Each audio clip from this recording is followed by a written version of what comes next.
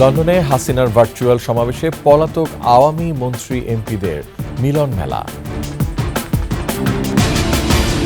বাংলাদেশের অভ্যন্তরীণ বিষয়ে নাক না গলাতে ভারতকে ঢাকার স্পষ্ট বার্তা, পারস্পরিক স্বার্থ নির্ভর সম্পর্কের কথা বলছে দিল্লি।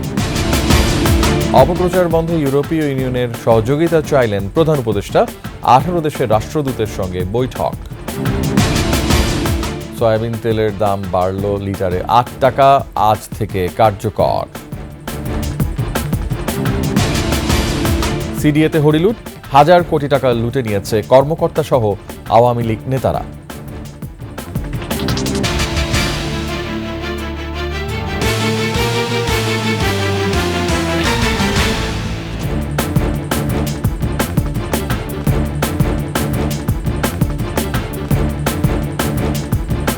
শুনছিলেন সংবাদ শিরোনাম, আমন্ত্রণ রাতের 21 সংবাদে। সাথে আছি আমি রিয়াজ হাফিজ। দর্শক, 21 টেলিভিশনের সংবাদ একই সাথে সরাসরি দেখতে পাবেন আমাদের ফেসবুক পেজ www.facebook.com/2124 অনলাইনে। এছাড়া সাবস্ক্রাইব করতে পারেন www.youtube.com/21etv চ্যানেলে। সংবাদ আরও থাকছে।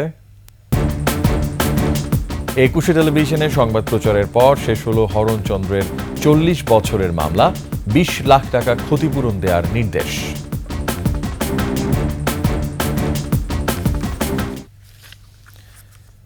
লন্ডনে সাবেক প্রধানমন্ত্রী শেখ হাসিনার ভার্চুয়াল সমাবেশের দর্শক সারিতে ক্ষমতাচ্যুত আওয়ামী লীগের কয়েকজন মন্ত্রী, প্রতিমন্ত্রী, সংসদ সদস্যকে দেখা গেছে।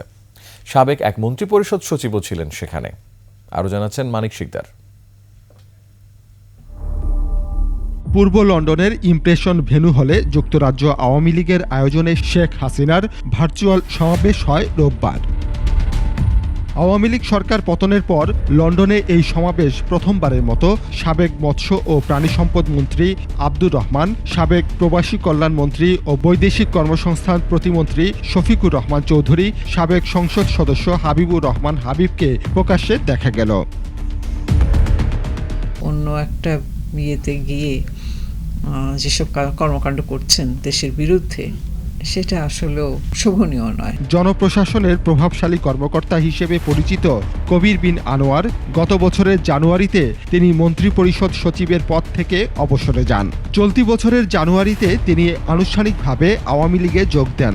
তিনিও উপস্থিত ছিলেন সমাবেশে।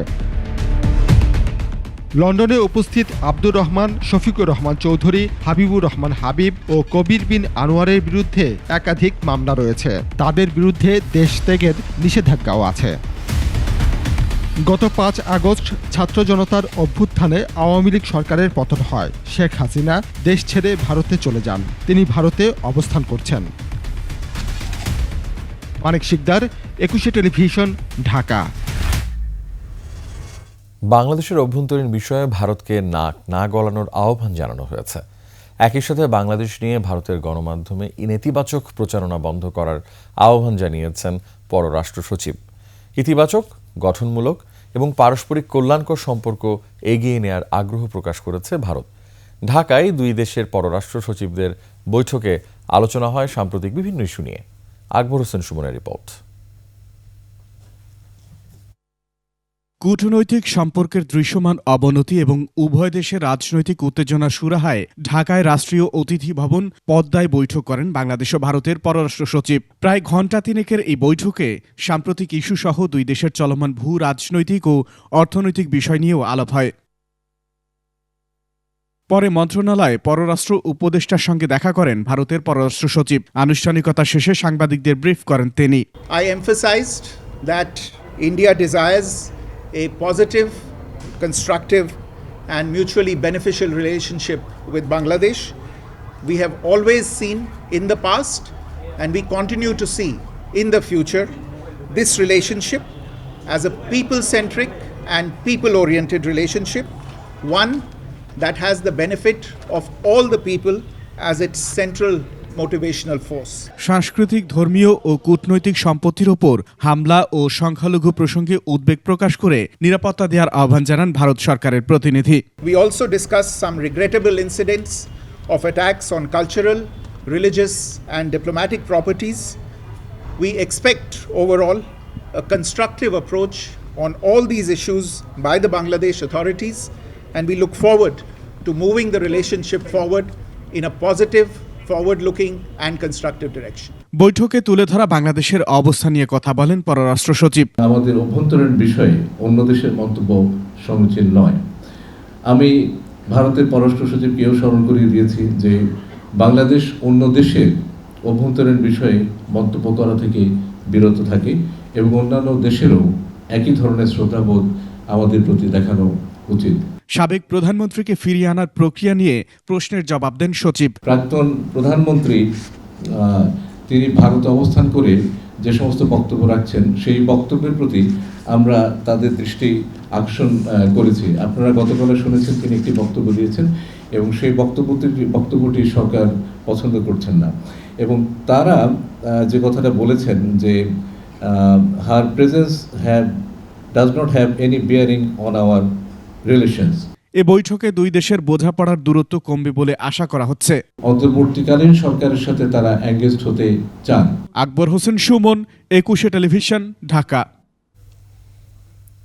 দুই দেশের মাঝে যে মেঘ জমেছে তা সরিয়ে সম্পর্ক স্বাভাবিক করার ব্যাপারে একমত হয়েছে ভারত বাংলাদেশ। প্রধান উপদেষ্টার সাথে ভারতের পররাষ্ট্র সচিব বিক্রম মিশ্রর সাক্ষাৎ শেষে ব্রিফিংয়ে একথা জানান পরিবেশ উপদেষ্টা সৈয়দা রিজওয়ানা হাসান। বিভিন্ন কারণে যে আমাদের সম্পর্কের মধ্যে একটা মেঘ এসছে, এই মেঘটা দূর করতে হবে এবং এই মেঘটা আমরাও বলেছি দূর করতে হবে, তারাও বলেছেন দূর করতে হবে এবং আমরা একই সাথে তারা এবং আমরা একমত হয়েছি যে আমাদের পারস্পরিক স্বার্থ সংশ্লিষ্ট আরও অনেক বিষয় আছে, যেমন জলবায়ু পরিবর্তন, সেগুলো আমাদের একসাথে কাজ করার অনেক সুযোগ রয়েছে। শুধু বাংলাদেশি নয়, ভারতীয় ফ্যাক্ট চেকাররাও বলছেন সামাজিক যোগাযোগ মাধ্যমের পাশাপাশি ভারতীয় গণমাধ্যম বাংলাদেশ নিয়ে উদ্দেশ্যমূলকভাবে অপতথ্য ছড়াচ্ছে। হাসিনা সরকারের পতন ও তার ভারতে আশ্রয় নেওয়ার পর তারা যেন ভুয়া খবরের মেশিনে পরিণত হয়েছে।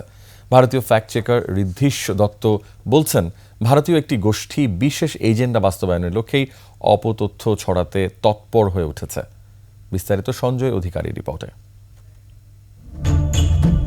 বাংলাদেশে মেয়েদের বাজারে যাওয়া নিষেধ জানিয়ে ফতোয়া জারি। সম্প্রতি এমন একটি সংবাদ প্রকাশ করেছে ভারতের আজতক বাংলা, রিপাবলিক বাংলা, TV9 বাংলা, জি24 ঘণ্টা, ক্যালকাটা নিউজ, আর+, নিউজ এক্স সহ বেশ কয়েকটি গণমাধ্যম, যা সামাজিক যোগাযোগ মাধ্যমে ব্যাপকভাবে ছড়িয়ে পড়েছে।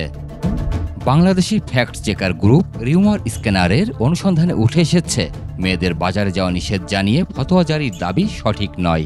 এটি একটি মাদ্রাসার মাহফিলে অস্থায়ী দোকানপাটে মহিলা প্রবেশ প্রসঙ্গে মাইকিংয়ের ভিডিওর খণ্ডিত অংশ।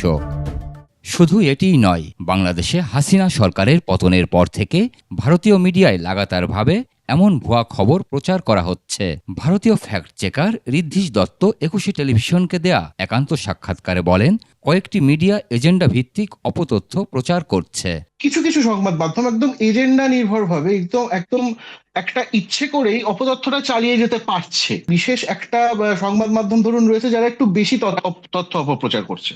তিনি বলেন, গত 3 মাসে বাংলাদেশ নিয়ে ভারতীয় মিডিয়ায় যেসব খবর প্রকাশ হয়েছে তার 65 থেকে 70% ভুয়া, আর এক্ষেত্রে বাংলার চেয়ে হিন্দিভাষী মিডিয়া এগিয়ে রয়েছে।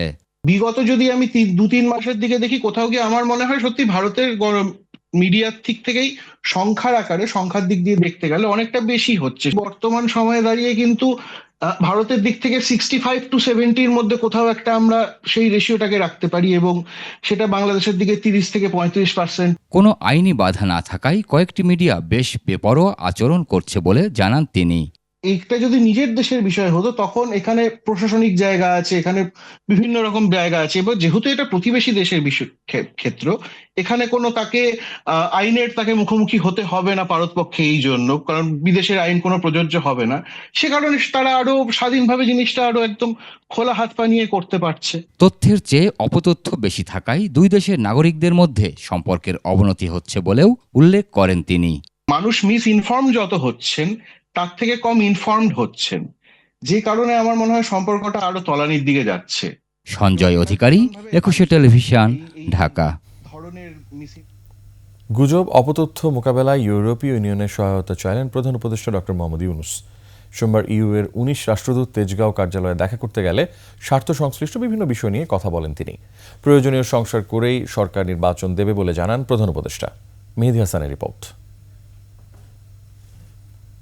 বাংলাদেশে দূতাবাস আছে ইউরোপীয় ইউনিয়নের ৭ দেশের। ইইউর head of delegation Michael Miller এই ৭ রাষ্ট্রদূতের পাশাপাশি দিল্লি থেকে উড়ে আসা আরও ১১ রাষ্ট্রদূতকে নিয়ে সোমবার তেজগাঁও কার্যালয়ে দেখা করতে যান প্রধান উপদেষ্টার সাথে। মিলার জানান, ইইউ বাংলাদেশের সাথে অংশীদারিত্ব ও সহযোগিতা অব্যাহত রাখবে। পাশাপাশি গণতন্ত্রের পথে বর্তমান সরকারের যাত্রায়ও পূর্ণ সমর্থন আছে ইইউর। is committed to supporting Bangladesh's democratic transition the best way we can. As you know, Chief Advisor, we already enjoy rather broad relations. We do see strong potential for our partnership. সমর্থনের জন্য ইইউকে ধন্যবাদ জানান প্রধান উপদেষ্টা। বলেন, বাংলাদেশকে অস্থিতিশীল করতে পরাজিত শক্তি গুজব ও অপপ্রচারে নেমেছে। এদের মোকাবেলায় ইইউর সমর্থন চান doctor Yunus. Campaign of misinformation, global campaign. It's a very powerful campaign, and we are struggling to cope with that. That Bangladesh is calm, Bangladesh is going ahead with this mission and so on. The fact that you came also a message that is not too bad for everybody to come here. But we need seek your support how to deal with this misinformation. If you have any suggestions and anything that we can do to cope with it, because it's hurting us a lot.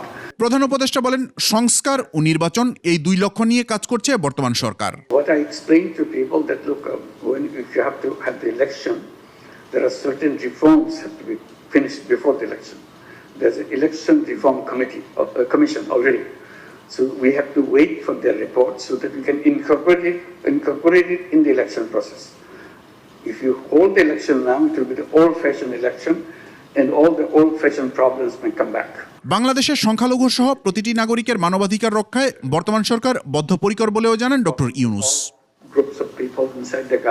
Mehedi Hasan, ২১ television, Dhaka.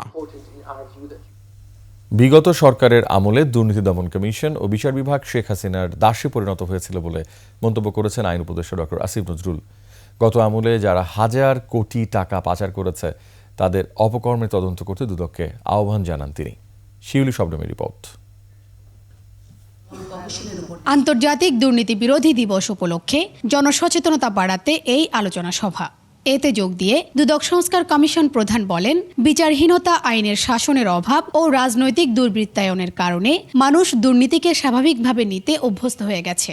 অন্ততপক্ষে একটা অন্তর্বর্তীকালীন ব্যবস্থা গ্রহণ করা দরকার, যার মধ্যে দুদককে ন্যূনতম অপারেশনাল জায়গায় নিয়ে যাওয়া যায়। আইন উপদেষ্টা বলেন, গত সরকারের আমলে দুদক, উচ্চ আদালত সব থাকা সত্ত্বেও প্রকৃত চোর ও দুর্নীতিবাজদের কোনো বিচার হয়নি। শেখ হাসিনার ক্যাশিয়ার কি, রেহানার ক্যাশিয়ার কি, সালমান কার ক্যাশিয়ার, জয়ের টাকা কার মাধ্যমে যায়, পলক কার টাকা রাখে। দুদক তো ছিল, উচ্চ আদালত তো ছিল, কোনো বিচার হয়েছে? কিচ্ছু হয় নাই বিচার। বিচার কার হতো? খালেদা জিয়ার বিচার। 3 কোটি টাকা একটা জায়গায় রেখেছে প্রক্রিয়াগত ভুলের জন্য, একটা টাকা সেখান থেকে কেউ আত্মসাৎ করে নাই। সেই জন্য 3 বারের সাবেক প্রধানমন্ত্রীকে 10 বছরের জেল দিয়ে দিয়েছে এই দেশের দুদক বিচার বিভাগ মিলে। যার পুরা পরিবার ছিল চোর, সে সারা দেশে বলে বেড়াত এতিমের টাকা নাকি খালেদা জিয়া আত্মসাৎ করেছে। চোরের মুখের সামনে কেউ কোনো কথা বলতে পারতো না। দুদক তার দাসে পরিণত হয়েছিল। দুদককে গতিশীল করতে শিগগিরই নতুন কমিশন গঠন করা হবে বলেও জানান আইন উপদেষ্টা। অবিলম্বে দুদকে বর্তমান আইনে নতুন কমিশনারদের নিয়োগ দেওয়ার চিন্তা আমাদের সরকারের কারো মধ্যে রয়েছে, চিন্তা রয়েছে। আবার ইফতেখার ভাইরা একটা অন্তর্বর্তীকালীন অবস্থার কথা বলছেন, কিন্তু অন্তর্বর্তীকালীন অবস্থার জন্য আবার আইন চেঞ্জ করতে হবে। এখন আবার আইন চেঞ্জ করার পর ধরেন সংস্কার কমিশনের প্রস্তাব মতে যদি আবার কমিশন গঠন করি, ওটা কেমন দেখায়? রাজনৈতিক নেতাদের দোষারোপ করতে গিয়ে প্রকৃত অপরাধীদের কেউ যেন পার না পায়, সেদিকে লক্ষ্য রাখার আহ্বান জানান তিনি। দুদককে অচল রাখা যাবে না। শিউলি শবনম, 21 টেলিভিশন, ঢাকা। ওবায়দুল কাদেরের নেতৃত্বাধীন পঞ্চপাণ্ডব নামের গ্রুপটি শেখ হাসিনা তথা আওয়ামী লীগকে জনবিচ্ছিন্ন করে। শেখ হাসিনার স্বৈরাচার হয়ে ওঠার পেছনেও উৎসাহ জুগিয়েছে এই পঞ্চপাণ্ডব। যদিও ক্ষমতা আঁকড়ে থাকতে শেখ হাসিনা নিজেও প্রশ্রয় দিয়েছেন কাদের চক্রকে। বিশ্লেষকরা বলছেন, এরা নিজস্ব লোকদের দলের বিভিন্ন পদে এনে সাংগঠনিক কাঠামো দুর্বল করেছেন। তাদের নেতৃত্বেই চলেছে সীমাহীন লুটপাট, যা আওয়ামী লীগের পতনকে ত্বরান্বিত করেছে। বিস্তারিত সঞ্জয় অধিকারীর রিপোর্টে। গণ অভ্যুত্থানের মুখে শেখ হাসিনা দেশ ছেড়ে পালিয়ে যাওয়ায় দেশের রাজনীতিতে আওয়ামী লীগ চরম অনিশ্চয়তায় পড়েছে। ১.৫ দশকেরও বেশি সময় ক্ষমতায় থাকা দলটির বিনাশের পেছনে ওবায়দুল কাদেরের নেতৃত্বে পঞ্চপাণ্ডবের দায় দেখছেন অনেকেই। শেখ হাসিনার পরেই আওয়ামী লীগে মূলত ৫ নেতার প্রভাব ছিল বেশি। পঞ্চপাণ্ডব হিসেবে পরিচিত এই ৫ নেতা হলেন দলের সাধারণ সম্পাদক ওবায়দুল কাদের, যুগ্ম সাধারণ সম্পাদক হাসান মাহমুদ, দপ্তর সম্পাদক বিপ্লব বড়ুয়া, তথ্য ও গবেষণা সম্পাদক সেলিম মাহমুদ এবং প্রচার ও প্রকাশনা সম্পাদক আব্দুস সোবহান গোলাপ।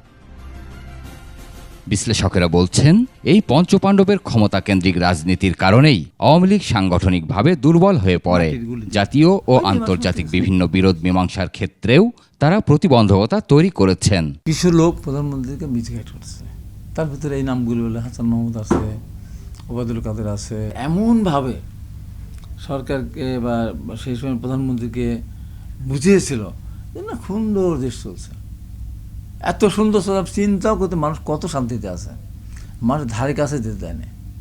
তার ব্যারিকেড ছিল একটা, না বুঝতে দেওয়ার কারণেই উনি এই যে এই অন্ধকারের মধ্যে ছিলেন বলে কিন্তু এই ভয়ানক পরিণতিটা হলো।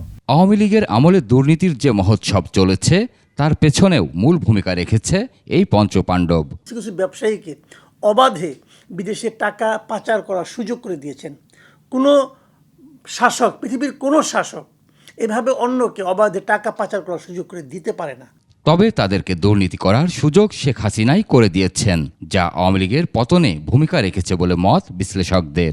উনি প্রচুর মানুষকে দুর্নীতি করার অবাধ সুযোগ করে দিয়েছেন। আমি মনে করি ওনার পতনের পেছনে প্রধান কারণ হলো যে ওনার এই লাগামহীন দুর্নীতির প্রতি ওনার যে আপনার অনুমোদন, এবং এই দুর্নীতিকে ধামাচাপা দেওয়ার জন্য, দুর্নীতির বিরুদ্ধে যাতে মানুষ কথা বলতে না পারে সেই জন্য উনি মানুষের বাক স্বাধীনতা কেড়ে নিয়েছেন, মানুষের ভোটাধিকার কেড়ে নিয়েছেন। বিশ্লেষকদের মতে আওয়ামী লীগের প্রতি দেশের মানুষের যে বিরূপ মনোভাব তৈরি হয়েছে তাতে অদূর ভবিষ্যতে দলটির রাজনীতিতে ফেরা খুব কঠিন। সঞ্জয় অধিকারী, ২১ টেলিভিশন, ঢাকা। বোতলজাত সয়াবিন তেল ও খোলা তেলের দাম প্রতি লিটারে ৮ টাকা বাড়ানো হয়েছে। বাণিজ্য মন্ত্রণালয়ে ভোজ্য তেল পরিস্থিতি নিয়ে সাংবাদিকদের ব্রিফ করে এ দাম বাড়ানোর সিদ্ধান্ত জানানো হয়েছে। আজ থেকে এই দাম কার্যকর হবে। মফিউর রহমানকে সাথে নিয়ে তহিদুর রহমানের রিপোর্ট। ভোজ্য তেলের বাজারে কয়েকদিন ধরেই অস্থির। এ অবস্থায় বাড়ানো হলো সয়াবিন তেলের দাম। ব্রিফিংয়ে জানানো হয় এখন প্রতি লিটার বোতলজাত সয়াবিনের দাম হবে ১৭৫ টাকা, খোলা সয়াবিন বিক্রি হবে ১৫৭ টাকা। আগে বোতলজাত তেল ১৬৭ টাকা এবং খোলা তেল ১৪৯ টাকা ছিল। যে দামটা ছিল আগে লিটারে ১৬৭ টাকা, সেটাকে আমরা এখন আপনার ১৭৫ টাকা লিটার হিসাবে এমআরপি হিসাবে আমরা ধার্য করেছি। তার মানে ৮ টাকা লিটারে বেড়েছে।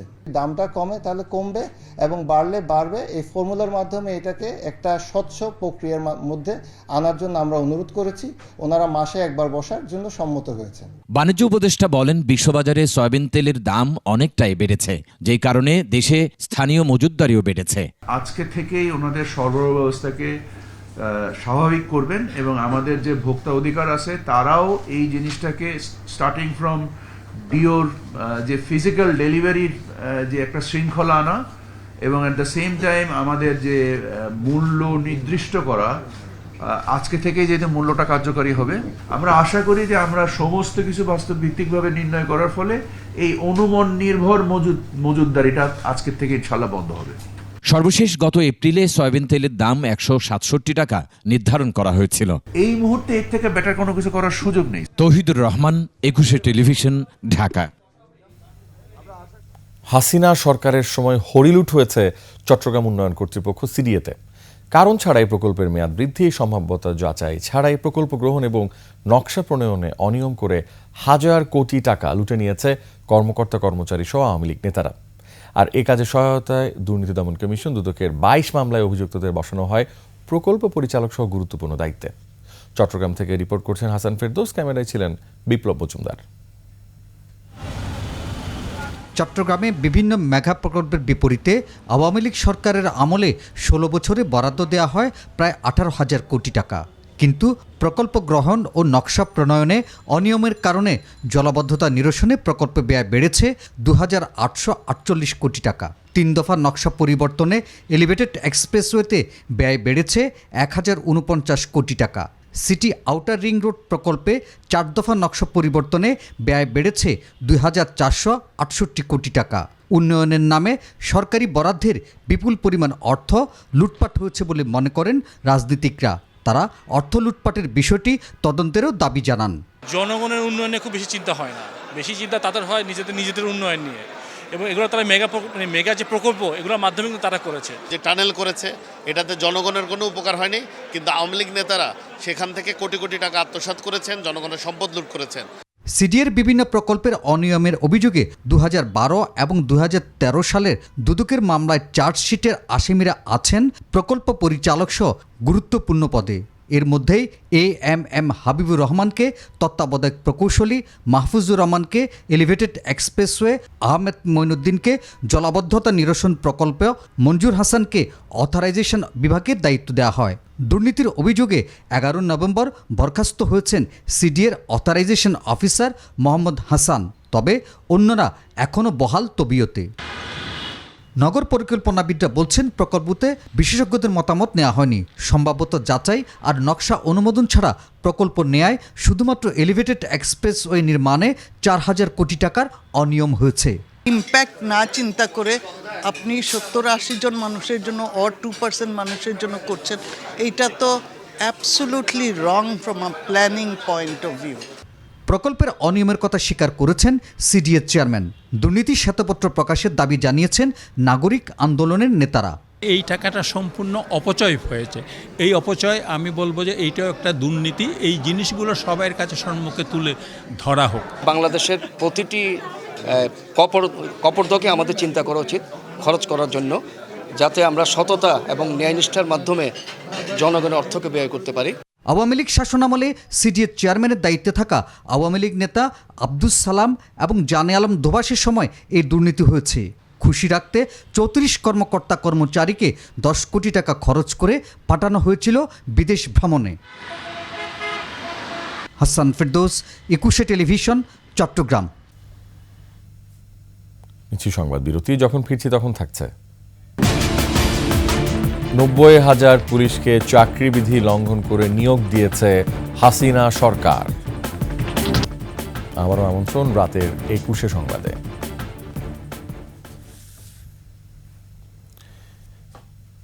বেগম রোকেয়ার মতো সবাইকে কল্পনা শক্তি কাজে লাগানোর আহ্বান জানালেন প্রধান উপদেষ্টা ডক্টর মোহাম্মদ ইউনূস। বেগম রোকেয়া দিবস উপলক্ষে আয়োজিত অনুষ্ঠানে এ কথা বলেন তিনি। মানুষ যা কল্পনা করতে পারে তা বাস্তবায়নও করতে পারে বলে উল্লেখ করেন ডক্টর ইউনূস। তার কল্পনা শক্তি আমাকে অবাক করে, এবং এই কল্পনা শক্তি আমাদের সবার আছে, কিন্তু আমরা বেগম রোকেয়ার মতো করে তাকে ব্যবহার করতে পারছি না। এখানে কেউ বাধা নেই, কল্পনাতে কারো কোনো বাধা নেই। বলতে পারবেন না সরকার আমাকে বাধা দিয়েছে, পরিবার আমাকে বাধা দিয়েছে, তা বলা যাবে না, কারণ এখানে বাধা নাই। কল্পনার শক্তি মানুষের সমস্ত শক্তির ঊর্ধ্বে। গত 15 বছরে প্রতিবেশী দেশ থেকে অনেক সুবিধা নিয়েছে। এখন সুবিধা না পেয়ে দেশটি মিথ্যা প্রচারণা চালাচ্ছে। আর কোনো বাড়তি সুবিধা দেওয়া হবে না বলে জানিয়েছেন স্বরাষ্ট্র উপদেষ্টা। আর এ নিয়ে প্রতিবেশী দেশকে বাড়াবাড়ি না করারও আহ্বান জানান তিনি। শেখ জুয়েলের ক্যামেরায় খুলনা বিভাগীয় প্রতিনিধি মহেন্দ্রনাথ সেনের তথ্যে ডেস্ক রিপোর্ট। খুলনা শিল্পকলা একাডেমিতে আইন শৃঙ্খলা বিষয়ক মতবিনিময় সভায় যোগ দেন স্বরাষ্ট্র উপদেষ্টা লেফটেন্যান্ট জেনারেল মোহাম্মদ জাহাঙ্গীর আলম চৌধুরী। বলেন, দেশের বিভিন্ন থানা থেকে অস্ত্র লুট হলেও অভিযানে আশানুরূপ অস্ত্র উদ্ধার সম্ভব হয়নি। এই পরিমাণ অস্ত্র উদ্ধারের আমরা আশা করছিলাম, কিন্তু ওই পরিমাণ অস্ত্র কিন্তু উদ্ধার হয় নাই। স্বরাষ্ট্র উপদেষ্টা বলেন, দেশে সংখ্যালঘু সংখ্যাগুরু বলে কিছু নেই, সবার জন্য আইন সমান। পাশের দেশ মিথ্যা ঘটনা নিয়ে অপপ্রচার চালাচ্ছে বলেও মন্তব্য করেন তিনি। বলেন, গত 15 বছরে প্রতিবেশী দেশ অনেক সুবিধা নিয়েছে। 15 বছরে কিন্তু তারা বহু সুবিধা নিয়ে নিচ্ছে আমাদের। এরা এত সুবিধা নিচ্ছে যে এখন তারা সুবিধা পাচ্ছে না দেখি কিন্তু তারা বিভিন্ন ধরনের প্রচারণা করছে। কোনো রাজনৈতিক দলকে বাড়তি সুবিধা না দেওয়ার জন্য আইনশৃঙ্খলা বাহিনীর প্রতি নির্দেশনা দেন স্বরাষ্ট্র উপদেষ্টা। বলেন, সাদা পোশাকে কাউকে গ্রেফতার করা যাবে না। সিভিল ড্রেসে কাউকে অ্যারেস্ট করা চলবে না। ডিবি হোক যে হোক তার জ্যাকেট পরতে হবে, তার আইডেন্টি শো করতে হবে। আইন শৃঙ্খলা বাহিনী সদস্যদের এবং সশস্ত্র বাহিনীর সদস্যদেরও বলবো, সবার জন্য আইন একইভাবে প্রয়োগ হবে। অনুষ্ঠানে সশস্ত্র বাহিনী বিভাগ, খুলনা রেঞ্জ পুলিশ, জেলা police unit, Khulna metropolitan police, RAB, BGB, coastguard, Ansar ও ভিটিপি সহ বিভিন্ন দপ্তরের কর্মকর্তারা কথা বলেন। কোনো নিরপরাধ যেন শাস্তি না পায়, এই দিকে আপনার খেয়াল রাখতে হবে। সমর ইসলাম, ডেস্ক রিপোর্ট, 21 টেলিভিশন। বাংলাদেশ প্রসঙ্গে আবারও সরব পশ্চিমবাংলার মুখ্যমন্ত্রী মমতা ব্যানার্জি। সোমবার বিধানসভার অধিবেশনে তিনি ভারতের একটি রাজনৈতিক দলের বিরুদ্ধে ফেক ভিডিও ছড়ানোর অভিযোগ তুলেছেন। একই সঙ্গে সাংবাদিকদেরও সতর্ক করেন তিনি। অনেকগুলো ফেক ভিডিও বাজারে চলছে। কোনো একটা পলিটিক্যাল পার্টির পক্ষ থেকে কিছু ফেক ভিডিও চালিয়ে আগুন লাগাবার চেষ্টা করা হচ্ছে।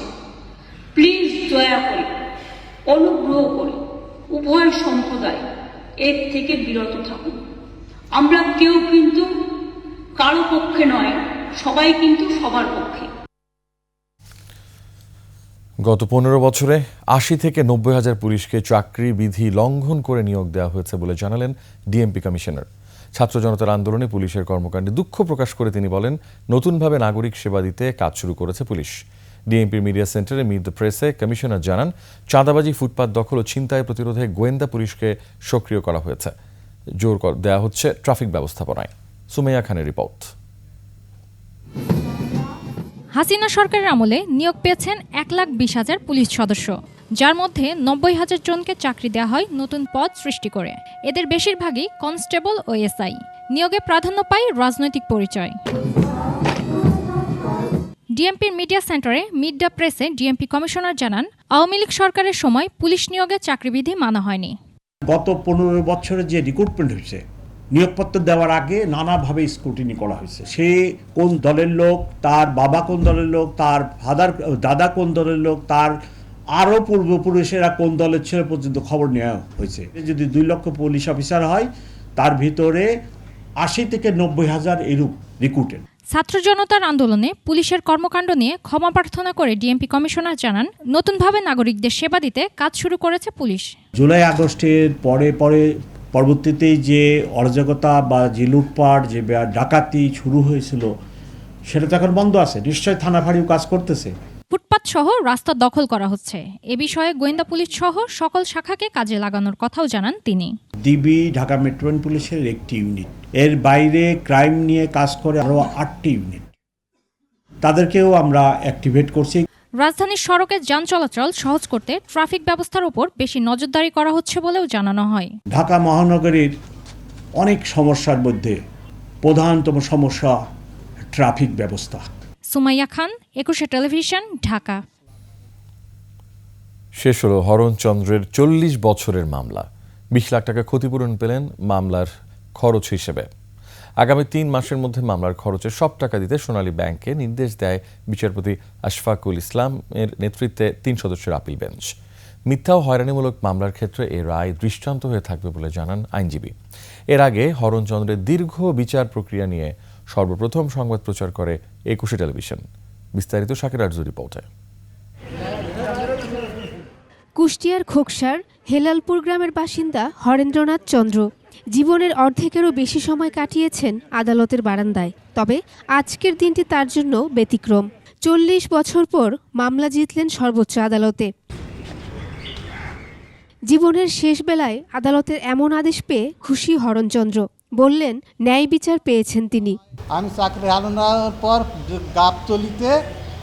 গাবতলিতে শ্যামলী পরিবহনের টিকিট বিক্রি করেছি, করে আমি জীবিকা নির্বাহ করেছি। আমি 2 মেয়েকে লেখাপড়া শিখাইছি। 20 লক্ষ টাকা আমাকে কেসের খরচ বাবদ দিয়েছে কোর্টকেও অশেষ ধন্যবাদ। 40 বছর আগে ব্যাংকের 16 লাখ টাকা আত্মসাতের অভিযোগ ওঠে হরণচন্দ্র সহ 9 জনের বিরুদ্ধে। মামলায় খালাস পেলেও সোনালী ব্যাংক কর্তৃপক্ষ আপিল করে মামলাটি জিইয়ে রাখে। এভাবে 4 দশক কেটে গেলেও আদালতে চূড়ান্ত নিষ্পত্তি হয়নি। সোমবার যা দেখে বিস্ময় প্রকাশ করে আপিল বিভাগ। হরেনচন্দ্রকে অহেতুক মামলায় জড়িয়ে হয়রানি করে তার 40 বছর কেড়ে নেওয়ার কারণে মাননীয় আপিল বিভাগ 20 লক্ষ টাকা সোনালী ব্যাংককে মামলার খরচ বাবদ ক্ষতিপূরণ দিতে নির্দেশ দিয়েছেন 3 মাসের ভিতর। আমি মনে করি এটা যুগান্তকারী একটি পদক্ষেপ। তবে আদেশের পর সোনালী ব্যাংকের পক্ষে আইনজীবী বললেন, এখনও আইনি লড়াই করবে সোনালী ব্যাংক। 20 লক্ষ টাকা যে কস্ট দায়ের করেছেন সোনালী ব্যাংক, যে আমাদের সিনিয়র আইনজীবী আছেন এবং আমরা ব্যাংকে অবগত করানোর পর রিভিউর ব্যবস্থা আছে, সিস্টেম আছে। এখন হরণচন্দ্রের অপেক্ষা রায় বাস্তবায়নের। শাকেরা আরজু, 21 টেলিভিশন, ঢাকা। শেষ করছি রাতের 21 সংবাদ, তবে যাবার আগে সংবাদ শিরোনামগুলো আরও একবার। লন্ডনে হাসিনার ভার্চুয়াল সমাবেশে পলাতক আওয়ামী মন্ত্রী এমপিদের মিলন মেলা। বাংলাদেশের অভ্যন্তরীণ বিষয়ে নাক না গলাতে ভারতকে ঢাকার স্পষ্ট বার্তা, পারস্পরিক স্বার্থ নির্ভর সম্পর্কে কথা বলছে দিল্লি। অপপ্রচার বন্ধে ইউরোপীয় ইউনিয়নের সহযোগিতা চাইলেন প্রধান উপদেষ্টা, 18 দেশের রাষ্ট্রদূতের সঙ্গে বৈঠক। সয়াবিন তেলের দাম বাড়ল লিটারে 8 টাকা, আজ থেকে কার্যকর। সিডিএতে হরিলুট, 1000 কোটি টাকা লুটে নিয়েছে কর্মকর্তা সহ আওয়ামী লীগ নেতারা।